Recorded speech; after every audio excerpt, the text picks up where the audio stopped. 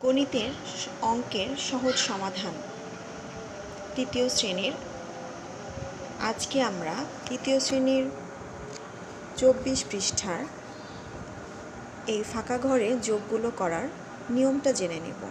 খুবই সহজে এবং অল্প সময়ে আমরা কিভাবে এই যোগগুলো করব সেটা আজকে জানব।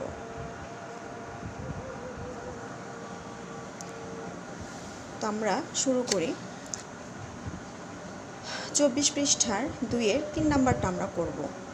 যখন আমাদের এরকম ফাঁকা ঘর দেওয়া থাকবে, আমরা এই দুটো সংখ্যাকে যোগ করে এখানে নামাবো। এটা তো অনেক সহজ। এখানে হবে 4 আর 5 যোগ করলে 9।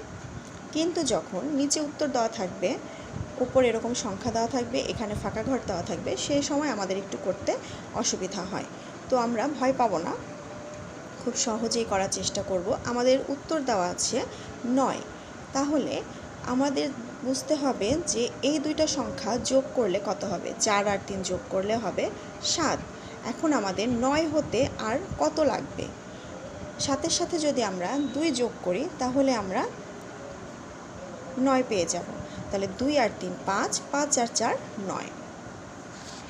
এরপরে আমাদের এখানে দেওয়া আছে 3, অর্থাৎ এখানে সংখ্যাগুলো যোগ করে এখানে 3 হতে হবে। তো আমাদের এখানে 1 দেওয়াই আছে, 1-এর সাথে আর 2 যোগ করলে আমাদের 3 হয়ে যাবে। এখানে দেওয়া আছে 4, 4-এর সাথে আর কত যোগ করলে 6 হয়, 4-এর সাথে 2 যোগ করলে 6 হয়। খুবই সহজে আমরা করতে পারি।